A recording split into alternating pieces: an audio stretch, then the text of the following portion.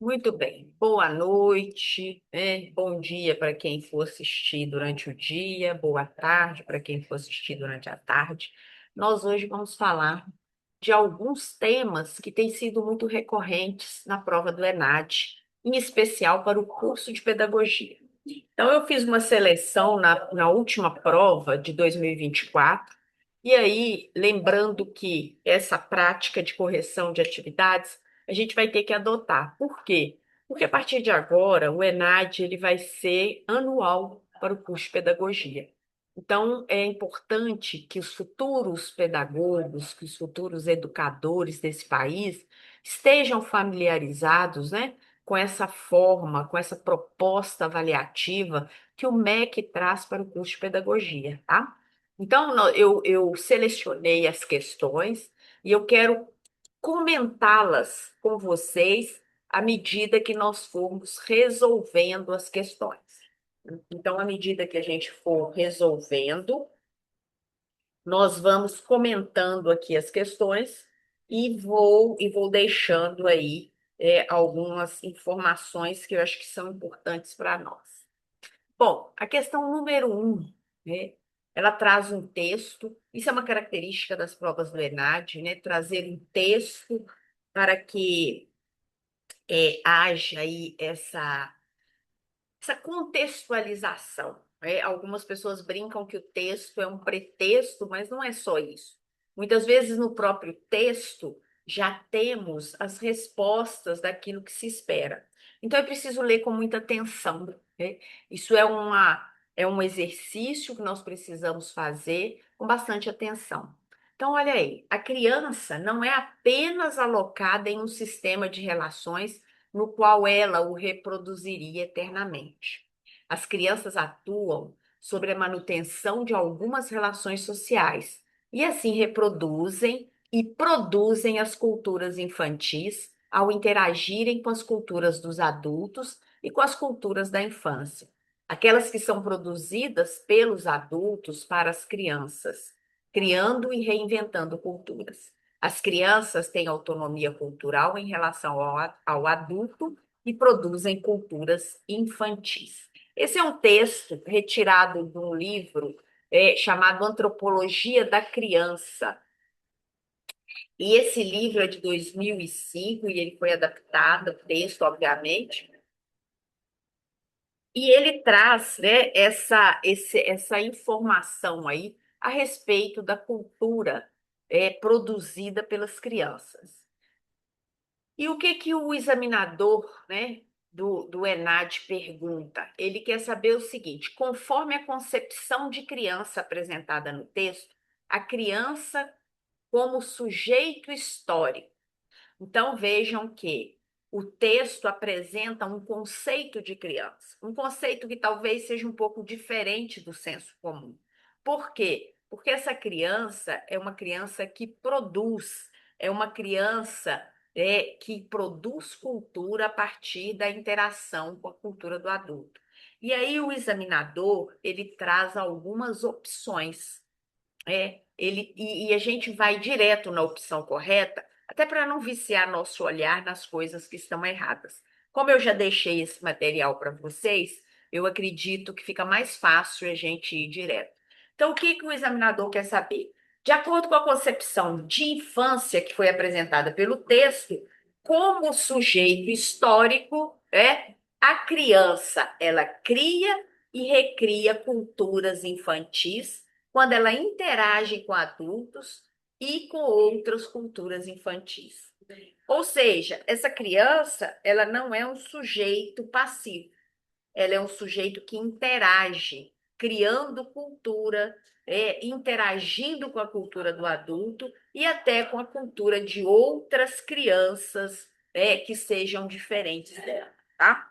Então, essa é a resposta, é a melhor resposta para essa questão.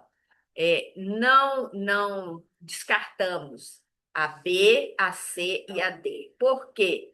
Porque na letra B diz: desenvolve-se nos moldes dos adultos. Não, a criança não desenvolve nos moldes do adulto.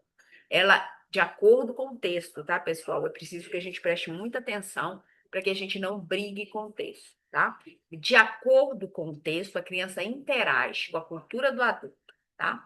E a partir dessa cultura, ela tem autonomia cultural em relação a essa cultura produzida pelos adultos e em relação à cultura produzida por outras culturas infantis, ok? Então, ela não se desenvolve nos moldes dos adultos e também não atua no sentido de manter relações sociais dos diferentes tempos históricos. Essa questão C também está descartada. Pertence a tempo histórico determinado, vivência cultural e vivência a cultura local vigente. Nada disso, o texto não trata disso. O texto mostra que a criança cria e recria culturas infantis quando ela interage com adultos ou com outras culturas infantis, ok? E aí, comentando essa questão, eu trouxe o seguinte comentário, né? Então, o gabarito é a letra A. O comentário é: o texto base afirma que a criança reproduz e produz as culturas infantis, ao interagirem com as culturas dos adultos e com a cultura da infância, criando e reinventando culturas. Além disso, o texto destaca que as crianças têm autonomia cultural em relação ao adulto e produz culturas infantis. Então, a alternativa A é a que está totalmente alinhada com essa concepção que vê a criança como um sujeito histórico e ativo na construção cultural, e não apenas como um receptor passivo da cultura do adulto.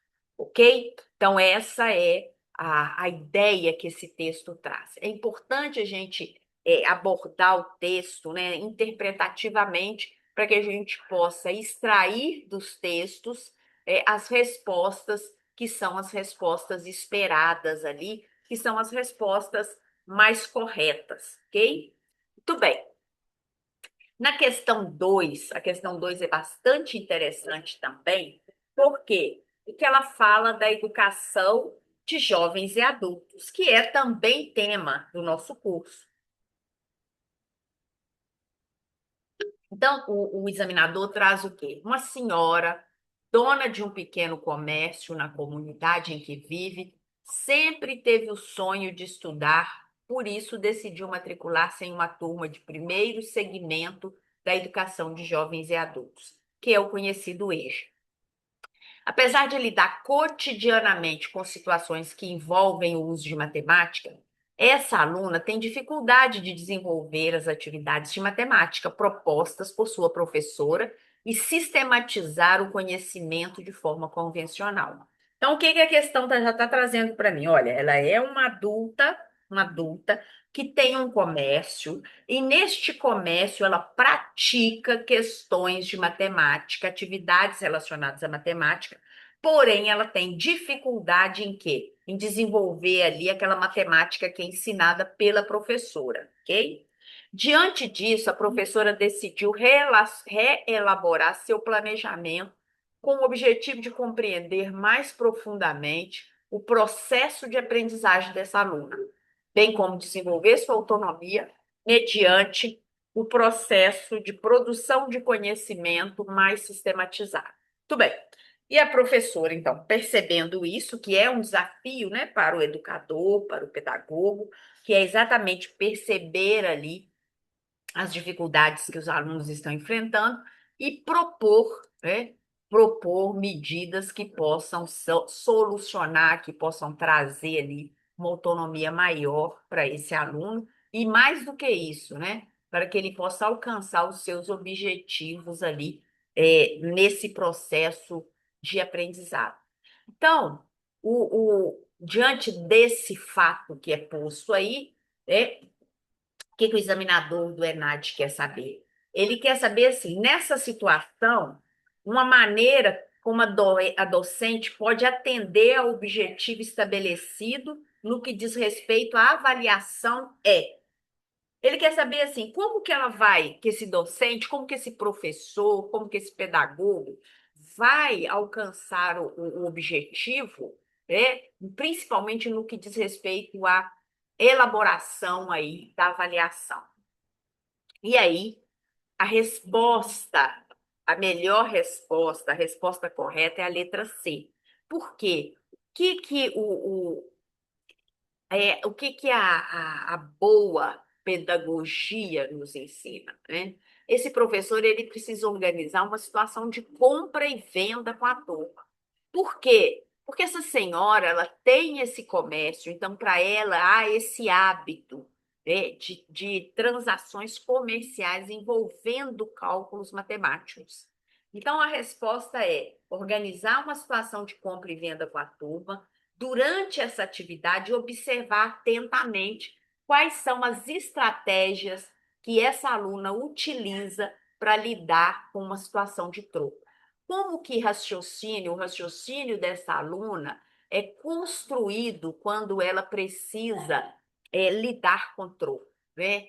Ela precisa devolver troco para as pessoas. E é isso que o professor tem que fazer. O professor tem que observar. E aí, continuando, solicitar que ela explique como que ela resolveu essa situação. Como que o cérebro dela funcionou para devolver o troco? Qual que é a lógica que ela utiliza no seu raciocínio? Fazer pergunta para entender esse raciocínio. Comparar essas estratégias com as representações formais do conhecimento. E aí, quando o professor entende o raciocínio do aluno, ele pode levar para a prática aquele ensino teórico. Então, essa medida é uma medida extremamente positiva para que possa aí compreender e até avaliar essa aluna, né? E o meu comentário a respeito é: a aluna da EJA tem dificuldade em sistematizar o conhecimento matemático de forma convencional, apesar de lidar com ela, com esse conhecimento no cotidiano do seu pequeno negócio. O objetivo da professora é compreender o processo de aprendizado da aluna e desenvolver a sua autonomia na produção de conhecimento mais sistematizado. A alternativa C, ela propõe uma avaliação diagnóstica e formativa. A gente estuda isso no nosso curso. Avaliação diagnóstica e formativa. E aí, essa avaliação, ela vai utilizar uma situação do cotidiano da aluna, que é a compra, a venda, o troco, valorizando os seus saberes, valorizando a sua experiência. E aí pedir para que ela possa explicar o seu raciocínio e fazer pergunta para compreender esse raciocínio. É, buscar comparar essas estratégias que são utilizadas informalmente com as representações mais formais do conhecimento. Isso permitindo a transição do saber prático para o saber sistematizado, o que vai atender ao objetivo da docente. Então, o objetivo dela é compreender a avaliação. Quando ela aplica essas técnicas, ela consegue compreender a avaliação, né? As outras alternativas, elas vão focar apenas em exercícios convencionais. Se a gente voltar lá nas alternativas, a gente vai ver que a letra A, B e D, elas vão sugerir aula de reforço, a letra D, sem focar na compreensão e na valorização das estratégias da aluna, falhando aí em atender o objetivo de desenvolver autonomia e aprofundar a compreensão do processo de aprendizado. Qual que é o objetivo do educador? É compreender, é dar autonomia ao seu aluno e não criar fórmulas que vão sugerir ali um engessamento, um embotamento do conhecimento, ok? Muito bem. Passado essa questão, a gente vai para a questão 3, que também é uma questão bem interessante. Olha só, e trata de uma questão, né, até certo ponto, tem uma ideologia nessa questão. Aliás, as questões a gente não tem, depois a gente pode até estudar o que que é ideologia. Mas vamos lá, nós estamos numa prova de Enem e nós não podemos perder uma questão por simplesmente não concordar com as ideias que nela nessa questão, né, estão ali explícitas. Então, a gente tem que abrir a nossa mente, porque nós somos educadores. E o educador, ele está disposto a ouvir, a participar de todos os processos que envolvam a educação, que possam fazer com que seus alunos cresçam, né? Então, vamos lá. A educação sempre foi uma das áreas prioritárias de atuação do movimento dos trabalhadores rurais sem terra, que é o conhecido MST, que desde sua origem desenvolveu processos educativos e estabeleceu como prioridade a luta pela universalização do direito à escola pública de qualidade social da infância. Só um instante. Vamos fechar os microfones, por favor. Deixa eu fechar. Então, vamos voltando, né? Voltando, então, à nossa leitura, né? Então, a gente tem ali essa educação, a questão aqui. A leitura do texto vai nos lembrar que a educação sempre foi uma área prioritária para o movimento do MST e que, desde a sua origem, desenvolveu processos educativos e estabeleceu como prioridade a luta pela universalização do direito à escola pública de qualidade social, da infância à universidade. As escolas do campo são exemplo dessa luta. Mas você conhece as escolas do campo? Sabe qual é a importância desses espaços? Para responder a essa e outras perguntas, Maria de Jesus, que é a dirigente estadual do MST Ceará, pelo setor de educação, foi entrevistada por nós. Confira a conversa a seguir. Isso é um texto, tá, que foi extraído aí do Oliveira Barbosa, tá? São autores, e eles foram extraídos, né, de um site que está embaixo para vocês, se vocês quiserem depois até pegar a entrevista na íntegra. Mas o entrevistador perguntou o seguinte: eu gostaria de começar pedindo a você que fale sobre o conceito de educação do campo e o que a diferencia da educação convencional. Então, é uma pergunta bastante básica. Qual que é a diferença da educação do campo para a educação convencional, sob a perspectiva da Maria de Jesus, que é uma dirigente estadual do MST? Então, ela vai dizer o seguinte, que o MST, desde o início, é formado por famílias. Então, desde o nosso primeiro grande acampamento, na Encruzilhada Natalino, houve a participação das famílias junto à direção do acampamento para organizar a educação. Lá havia mais de 600 crianças que impulsionaram o início desse trabalho do MST com a educação. O movimento olhou para as experiências da classe trabalhadora.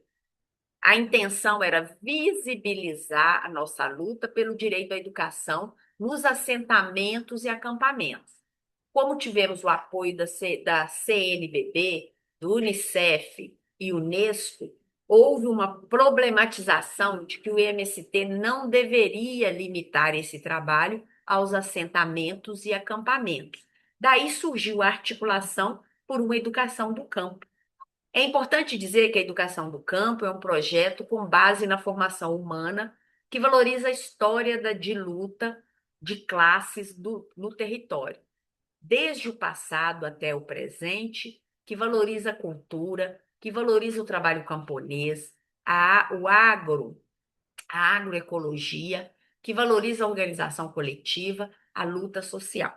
Então, a luta por uma educação do campo é uma luta de resistência, é uma luta pelo direito à educação pública de qualidade e é uma luta também pelo reconhecimento de uma escola referenciada.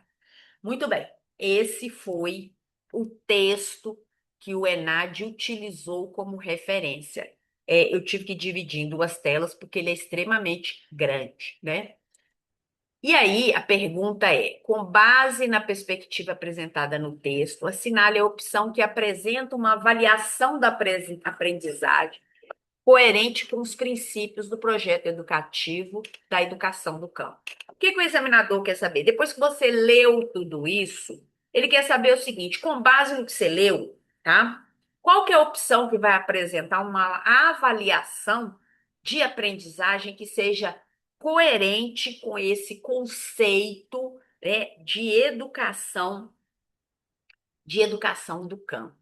E a resposta correta é a letra C.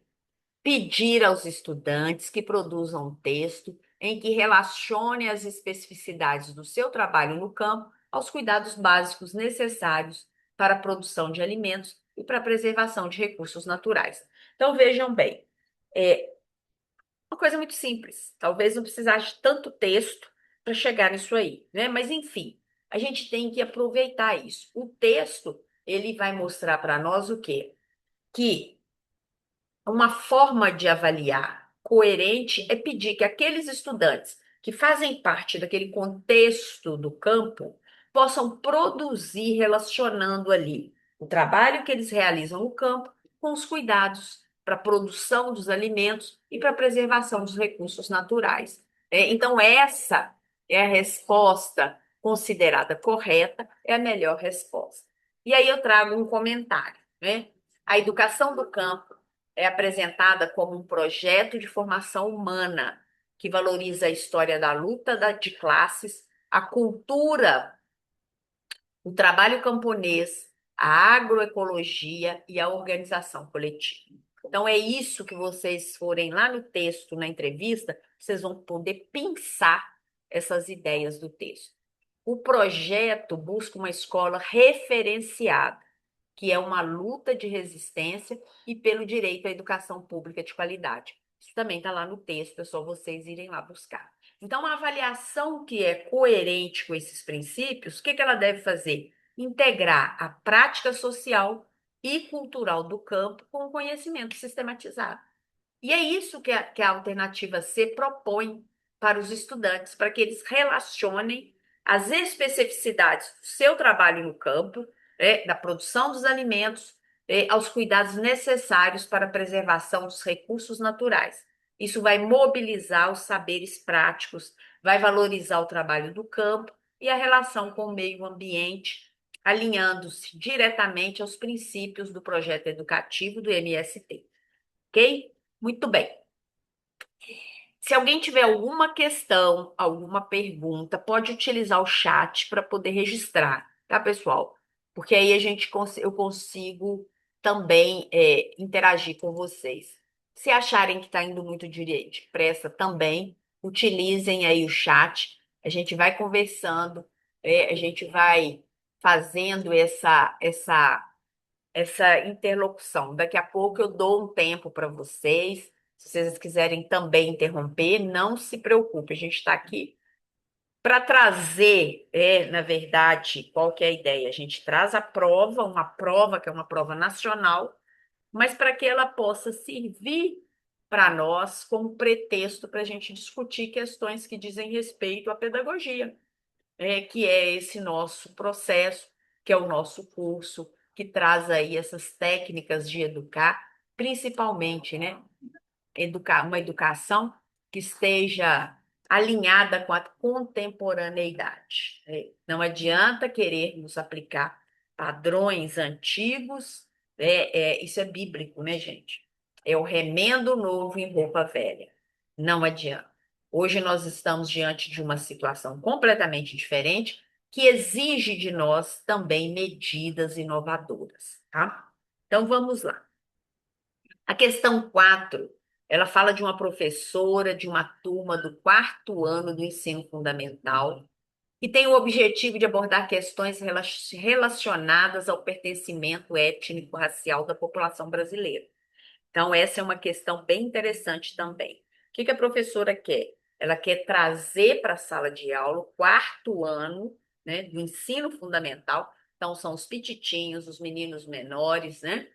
Trazer para eles aí essa abordagem, mas ela quer principalmente fazer com que eles se sintam parte dessa abordagem, criar uma relação de pertencimento étnico e racial entre esses alunos, tá? Então, o que ela faz? Ela pretende apresentar aos estudantes a seguinte obra e solicitar a eles que identifiquem alguns de seus elementos.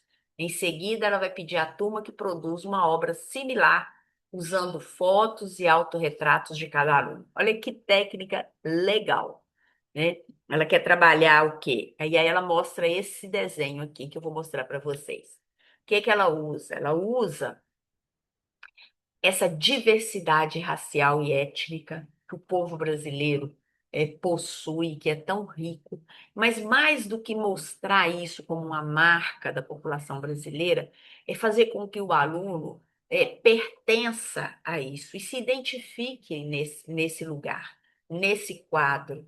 Essa é uma medida bem interessante e uma metodologia muito ativa, né? Quando a gente estuda as metodologias ativas, a gente vai ver que o protagonismo passa a ser do aluno e não mais do professor. Então, essa professora, ela traz uma paleta, né, de cores, de raças, de tipos físicos, para que o aluno possa se enxergar ali dentro, né? E aí há esse questionamento na prova. Nessa situação, uma forma adequada de a docente atingir seu objetivo é pedir aos alunos que identifiquem o quê? O que que eu vou pedir para o aluno? Se eu mostro para eles esse tanto de imagem, qual que é meu objetivo enquanto educador? O que que eu quero que eles identifiquem aí? E a resposta, a melhor resposta é que eles identifiquem as diferentes características das pessoas representadas na obra, promovendo o reconhecimento identitário. Isso é essencial. É preciso que a gente se identifique. O que que eu sou? Qual que é a minha mistura? A gente vem de um mundo, de um país miscigenado. No nosso país, nas nossas famílias nascem pessoas de todas as cores, de todas as formas. E isso é riquíssimo, porque é o encontro das culturas. Mas é preciso que eu me identifique. Durante muito tempo, as pessoas tinham, no certo, em alguns lugares, tinham um certo constrangimento, de se identificarem. E essa professora, ela utiliza esse material exatamente para que esses alunos possam, né, a partir de uma produção de uma obra similar, talvez utilizando fotografias da sua própria família, dos seus amigos, do seu próprio autorretrato, que essa pessoa, que esse aluno se identifique ali, né? Então é isso, essas diferentes características que a obra apresenta para que possa promover aí esse reconhecimento identitário. E aí o comentário que eu trago para vocês é o seguinte: isso é um projeto, tá? O Manai, de Angélica Dais, é uma obra de arte que mapeou as cores da pele humana usando a paleta Pantone, com o objetivo de celebrar a diversidade e questionar as classificações raciais simplificadas. Atingir o objetivo de abordagem, o pertencimento étnico-racial e a identidade passa obrigatoriamente por fazer os alunos identificarem e valorizarem as diferentes características das pessoas representadas, inclusive os diferentes tons de pele, promovendo o reconhecimento identitário. Isso é muito rico, né? Porque muitas vezes a gente tem uma classificação muito simplificada, né? Só que nós somos muito mais do que isso, né? Nós somos de vários tons, de várias nuances, e isso tem que ser algo que tem que haver esse reconhecimento. Então, a alternativa correta é essa B, né, que trata as diferentes características das pessoas representadas na obra, promovendo o reconhecimento identitário, né, é a mais adequada, porque ela direciona o olhar do aluno para a diversidade da cor da pele, né, que é o elemento central da obra, e para a reflexão sobre a sua identidade e o seu pertencimento, né? Que é o objetivo da professora. A professora quer que os alunos se enxerguem ali, pertencentes àquele lugar, àquele grupo, né? E sem que haja ali um juízo de valores, né? Sobre aqueles que são melhores ou piores. Não é esse o objetivo dessa educadora, tá? Muito bem. Até aqui está tranquilo, estamos acompanhando. Posteriormente, vocês também vão poder rever. Eu sugiro a vocês que se acostumem com esse tipo de abordagem, né, de questões. Por quê? Porque isso serve para a vida da gente. Ah, mas eu não quero fazer nada. Eu só quero fazer uma prova para professor. Se você vai fazer uma prova de concurso para professor, você vai ter que fazer essas leituras, essa abordagem. Às vezes a gente tem muita dificuldade, né? Porque a gente briga com a questão. Obrigada, Fabiana, pelo feedback. Né? Às vezes a gente briga pela questão, com a questão, às vezes a gente fica colocando elementos da nossa ideologia. Mas se eu estou diante de uma prova, eu tenho que me adaptar ali. Esse é um desafio da educação moderna. Então vamos lá na questão 5. Olha lá. Em uma escola localizada em uma comunidade composta majoritariamente por famílias que vivem da pesca artesanal, a professora de uma turma de terceiro ano do ensino fundamental planeja realizar uma atividade pedagógica que esteja alinhada à Base Nacional Comum Curricular, que é a BNCC. Valorize que esteja alinhada e que valorize o cotidiano dos alunos e promova um olhar crítico deles. Então, é importante a gente lembrar, né, que a gente está falando de uma comunidade que é composta de famílias que vivem de pesca artesanal. E aí, a questão continua. A docente pretende desenvolver nos estudantes a habilidade de inferir informações implícitas nos textos lidos, tendo definido leitura e escrita compartilhada como prática de linguagem e estratégia de leitura como objeto de conhecimento. Para tanto, ela vai utilizar a charge. A charge é essa aí, ó. Os peixinhos carregando sacos de lixo e um gari limpando a calçada. Então, são duas situações ali que ela usa. Então, a prova ela tem um texto escrito, mas tem também um texto visual que precisa ser interpretado, que precisa ser compreendido, né? Muito bem. E aí, a pergunta é: nessa situação, uma forma de a docente alcançar seus objetivos didático-pedagógicos é pedir aos alunos que, a partir da leitura da charge, identifiquem nela. Então, vejam bem. Então, ela fez todo um contexto, mas a charge é o ponto principal, tá? É o ponto principal. E aí, o que que é, né, que ela quer dos alunos? Olha lá. Identifique o prejuízo ao trabalho de pescadores da comunidade. Olha que interessante e que sutileza isso, né? Ela utiliza uma charge que mostra o lixo que está sendo trazido pelos habitantes ali, daquele que são os peixinhos. Esse lixo que atrapalha e que gera prejuízo ao próprio trabalho desses pescadores que vivem da pesca. Porque lá no inicinho, se a gente lembrar, é uma escola que está localizada em uma comunidade que é composta majoritariamente por famílias que vivem de pesca artesanal. E aí, o que que a professora quer? Ela quer alinhar essa realidade dessas pessoas com aquilo que é proposto pela Base Nacional Comum Curricular, que é a BNCC. Mas, principalmente, ela quer valorizar o cotidiano desses alunos e dar a eles um olhar crítico sobre a própria circunstância.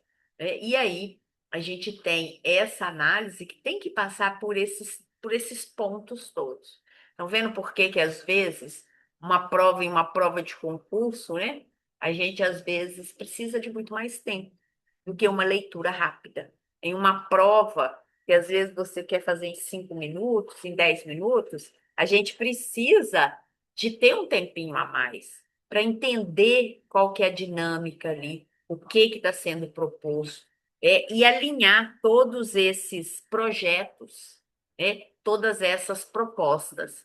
E é isso que nos torna educadores, é isso que nos torna diferentes quando nós conseguimos ter essa amplitude de visão. E aí o comentário que eu faço sobre a questão é: o objetivo didático-pedagógico do professor é fazer os alunos inferirem informações que estão implícitas nos textos lidos. Então, ele usa a charge como texto.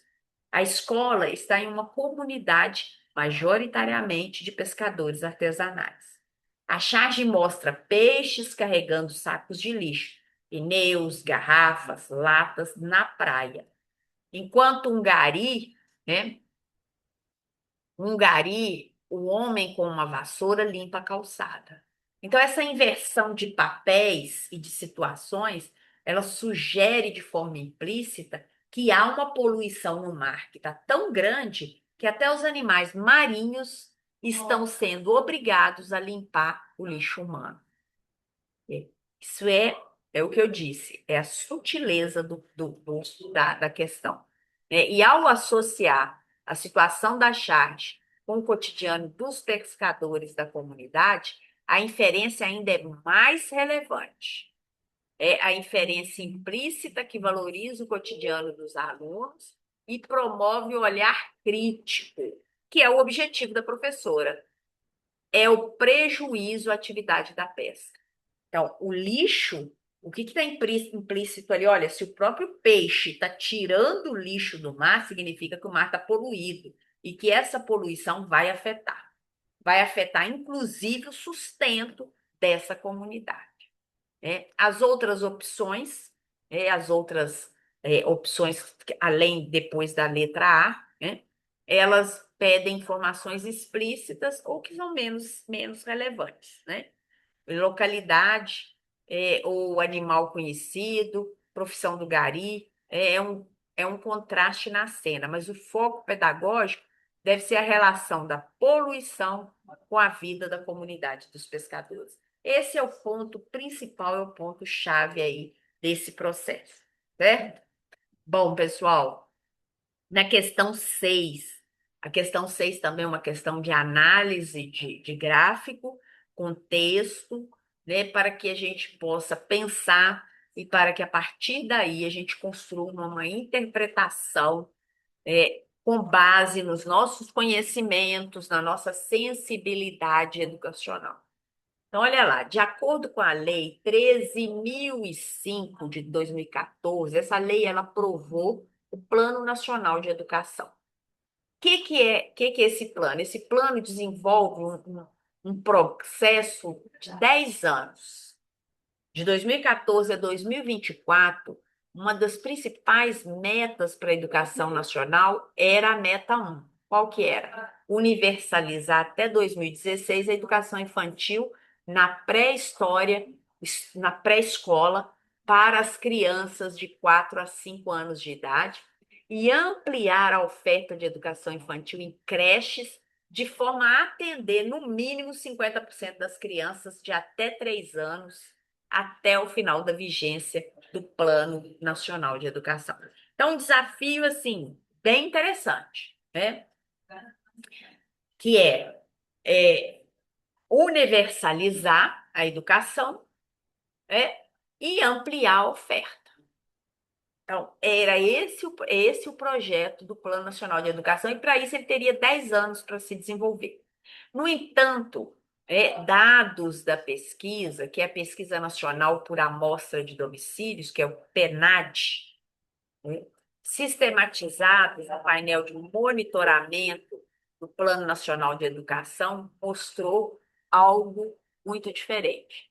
Mostrou o quê? Eu vou colocar na tela maior para vocês conseguirem enxergar melhor. Mostrou o seguinte, que até 2022 havia-se alcançado 37,3% da meta 1 do Plano Nacional de Educação. 37,3%. E aí tem um gráfico que vai mostrando o desenvolvimento, as metas alcançadas. Se vocês observarem de 2019 a 2022, quase que nós ficamos numa linha reta. E o objetivo era alcançar 50%. Tá? Então, essa é uma leitura interpretativa do gráfico. Falta-nos ainda uma caminhada 2024 até 2024. Então, até 2022 a 2024, teria mais 2 anos para alcançar esses índices aí.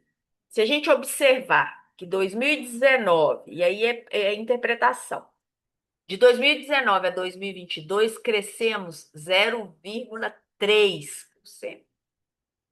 Eu teria mais 2 anos para crescer 12,7%. Percebem? Em nenhum momento no nosso gráfico houve esse crescimento. Em 2 anos, de 12 acima de 10%. É isso que o gráfico está. Isso aí não está para enfeitar a prova. Isso aí está para a gente analisar.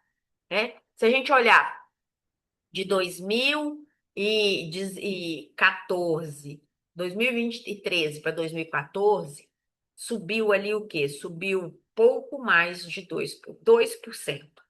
Alguma coisa próximo de 2%. Então, assim, quando você vai de 2 em 2 anos, em nenhum momento nós tivemos um painel que pudesse chegar próximo de um crescimento de 10%. Só que nós chegamos em 2022 com 37,3%. E para atingir a meta dos 50%, em 2 anos teria que crescer 12,7%.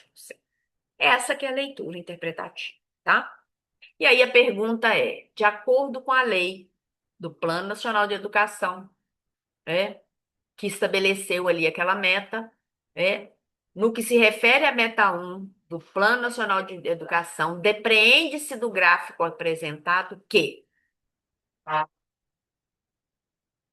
que a gente quer saber?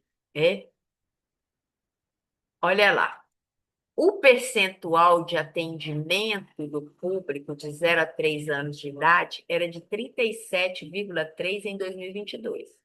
O que demonstra que a meta dificilmente vai ser alcançada. Por quê? Porque ainda falta 12,7. E se a gente avaliar pela lógica, em nenhum momento nós conseguimos atingir algo próximo disso, tá? Então, o comentário é: o gráfico e a tabela indicam que a meta 1 do Plano Nacional de Educação para a faixa de 0 a 3 anos era de 50% de atendimento até 2024. O resultado em 2022 é de 37,3%. Então, a diferença é de 12,7% pontos percentuais em apenas 2 anos. Demonstra que essa meta dificilmente vai ser alcançada no prazo estabelecido, o que faz com que o plano, o projeto aí, não possa alcançar os seus objetivos, tá? Em seguida, eu vou falar basicamente a mesma coisa, mas aí eu detalho para vocês o porquê não das outras alternativas serem consideradas corretas, tá? Mas o mais importante é a gente enxergar isso. Ora, se eu tenho 10 anos para subir, para atingir uma meta de 50%, e após 8 anos eu só consegui 37%, significa que eu não vou conseguir alcançar essa meta, tá? Dificilmente eu vou alcançar. Não é impossível. Impossível é muito sério se dúvida.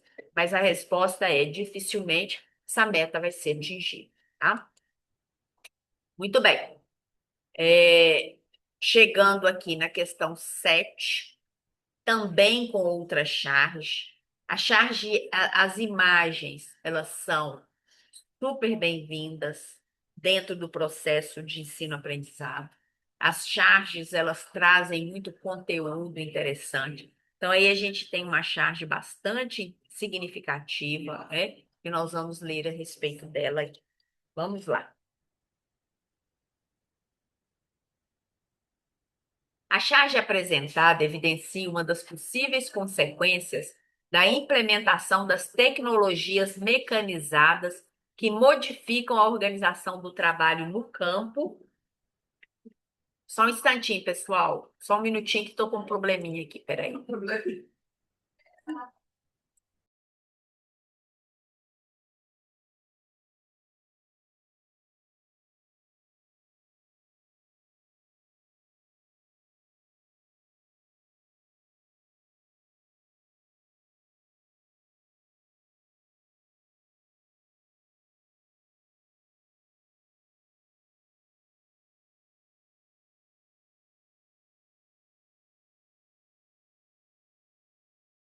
Oi, pessoal, vamos lá. Desculpem aí, vamos lá.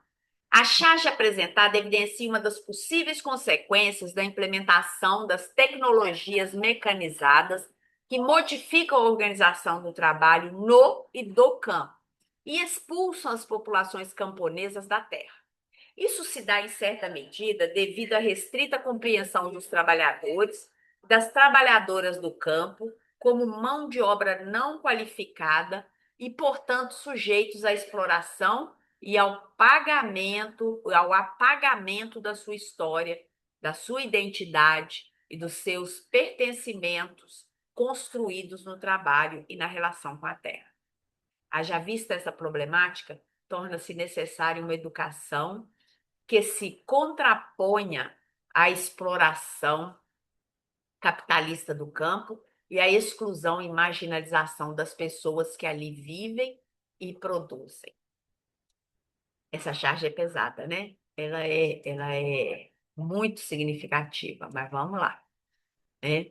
Dessa forma, a educação no e do campo constitui-se como um ambiente educativo, baseado na valorização da cultura camponesa, na dimensão educativa do trabalho e na cultura, na identidade e na história dos povos do campo. Além disso, consiste em um projeto de sociedade que busca uma educação vinculada a um novo modelo de desenvolvimento e de vida, em que a justiça social, o respeito ao meio ambiente e a participação democrática prevaleçam. E aí, o que que a gente vê na charge, né? A gente vê vários trabalhadores cabisbaixos, e uma máquina, uma máquina, né? Uma tecnologia, uma implementação de uma tecnologia mecanizada, substituindo todos esses trabalhadores, tá? A partir daí, o que é proposto? Então, considerando essa circunstância, é correto afirmar que a educação no campo e do campo tem como desafio. Qual é o desafio da educação do campo e no campo, né? Olha lá, o desafio é problematizar a escola tradicional rural que se insere no processo de modernização capitalista, comprometida com a lógica da produtividade e construir uma educação vinculada às questões sociais, é, às questões. Espera um pouquinho aqui, que coisa aqui, H. As questões sociais inerentes à cultura e à luta das populações de campo. Então, o que é esperado ali? Ali trouxe uma questão, né? Uma questão em que não dá para fugir dela, claro, não dá. Mas aí vem o seguinte: é, o que é correto afirmar ali como um desafio para a educação? A educação tem que problematizar a escola tradicional rural, né? Tem que modernizar. É isso que o que o examinador, né, do ENAD quer que a gente pense. Não basta a gente ter uma solução mirabolante, é preciso que a gente entenda o contexto dessa população. Possivelmente são pessoas de nível de escolaridade muito baixo, porque a escola tradicional para esse grupo ela é excludente. Então, são vários os fatores, né? E aí eu comento para vocês o seguinte. O texto ele contextualiza a educação no e do campo como uma resposta à problemática da mecanização e da exploração capitalista do campo, que resulta na expulsão das populações camponesas e no apagamento da sua história e identidade.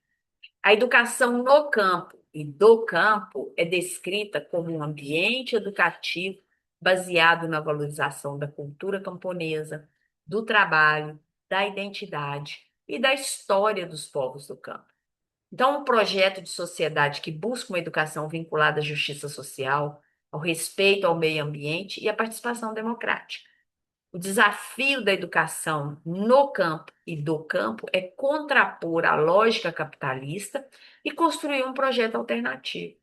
Por isso, a alternativa de problematizar a escola tradicional rural que se insere no processo de modernização capitalista. E construir uma educação que seja vinculada às questões sociais que são inerentes à cultura, à luta da população do campo, né? Essa vai refletir fielmente o texto que busca uma educação que se contraponha à exploração, à expulsão do trabalhador e que valorize a cultura e a luta social no campo, tá? Então, essa letra D é a letra correta, exatamente porque ela traz essa reflexão. A letra A, B e C, ao contrário, vai propor adaptação ou alinhamento da população à demanda de mercado capitalista. O que a gente sabe, né, que é exatamente algo que não vai se efetivar, principalmente quando a gente pensa nessa educação no campo e do campo, tá? Muito bem. Seguindo mais um pouquinho, tá? A gente tem aí a questão 8. A charge a seguir reforça a exclusão, as exclusões e desigualdades a que estão submetidas a população do campo no processo educacional. Então, vejam, pessoal, que questões sociais são questões muito recorrentes em provas de concurso, em provas promovidas pelos órgãos federais, os órgãos estaduais desse país, tá? Não dá para fugir às questões sociais. Por exemplo, o que foi a questão do Enem? Todo mundo sabe que a redação do Enem teve uma questão vinculada a quê? Ao envelhecimento da população. Então, são pontos, são pautas que nós, educadores, não podemos fechar os olhos. Não é assumir bandeiras radicais, que entendamos isso. Mas é preciso que a gente compreenda essas pautas.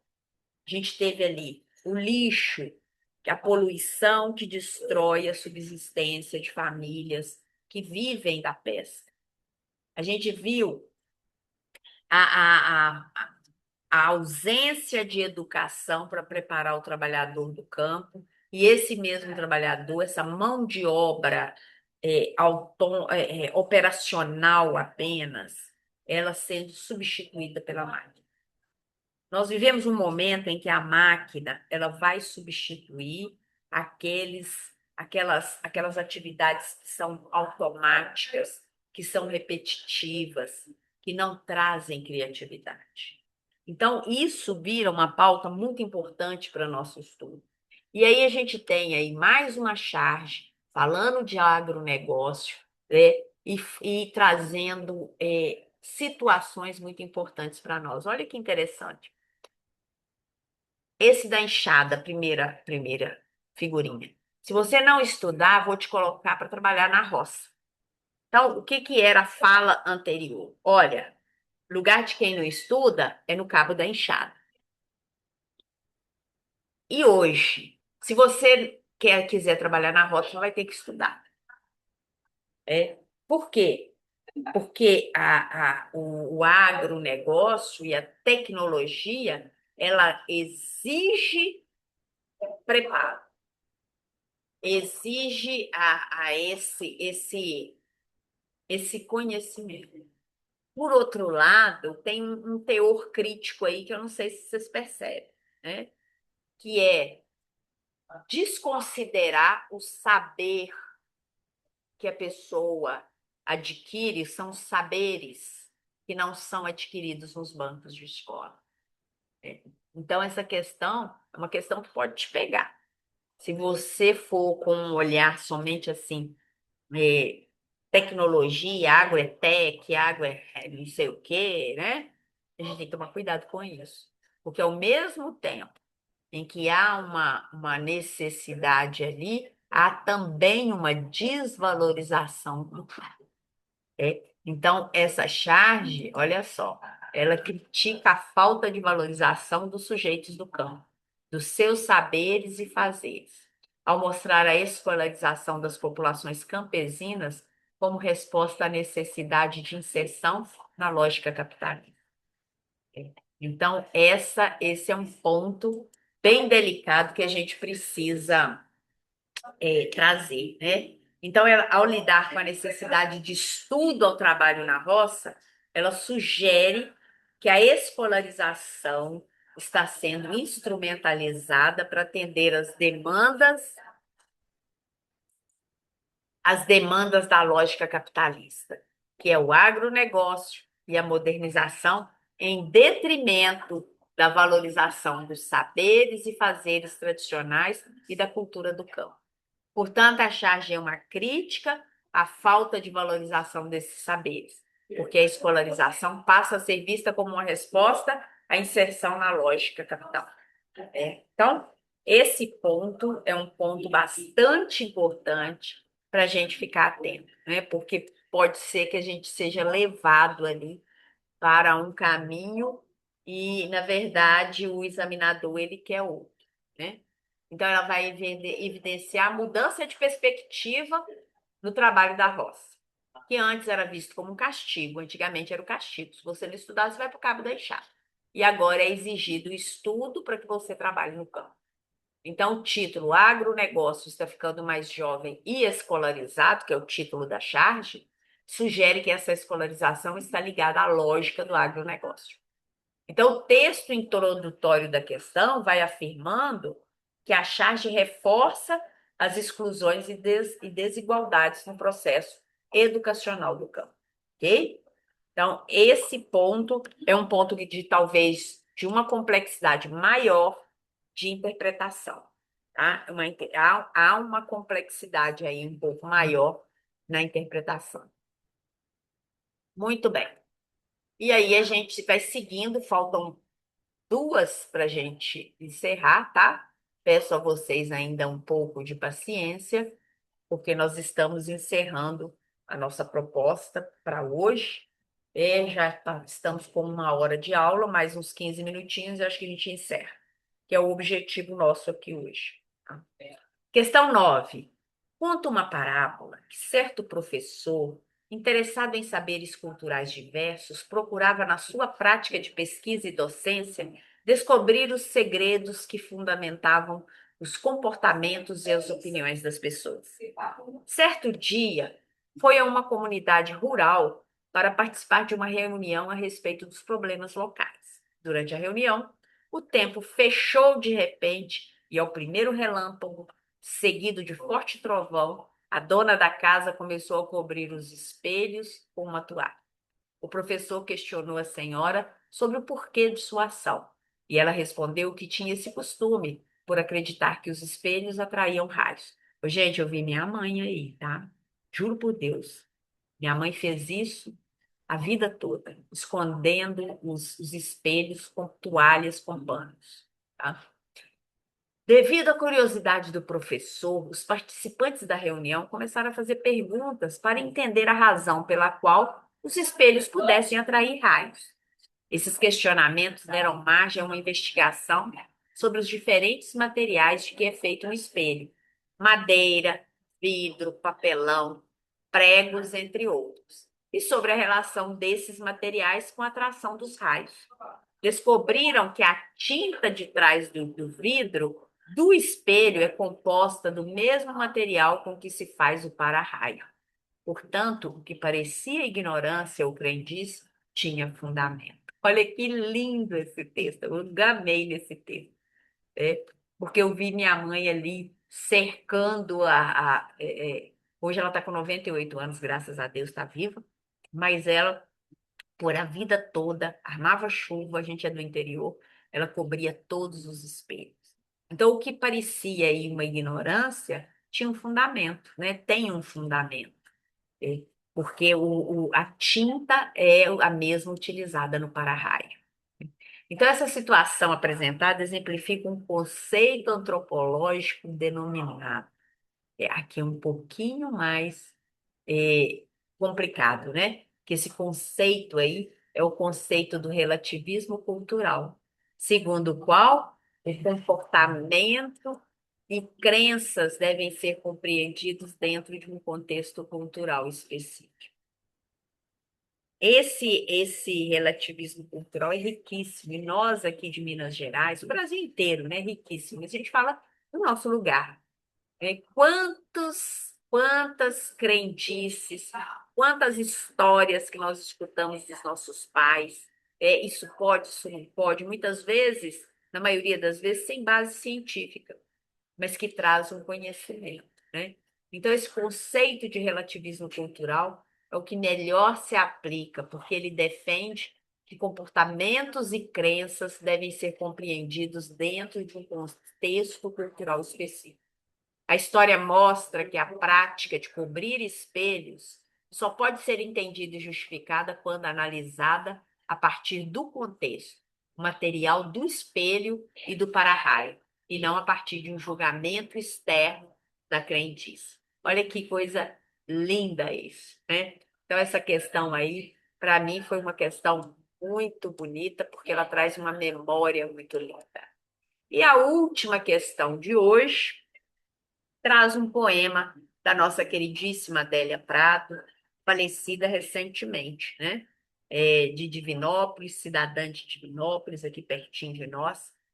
E é o seguinte: em uma turma da educação de jovens e adultos, quarto e quinto ano do ensino fundamental, uma professora apresentou aos seus alunos o seguinte poema de Adélia Prado, intitulado Ensinamento.